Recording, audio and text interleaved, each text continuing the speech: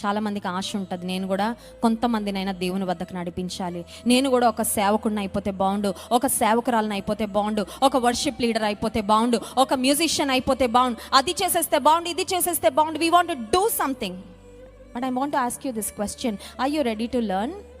నువ్వు లీడ్ చేయడానికి రెడీ అయిపోతున్నావు, కానీ నువ్వు లెర్నింగ్ ఫేజ్కి రెడీగా ఉన్నావా? అసలు నేర్చుకున్నావా? నువ్వు సరిగ్గా వేసే పాదాల వద్ద నేర్చుకోకుండా, if you do not learn your lessons right, you cannot lead right.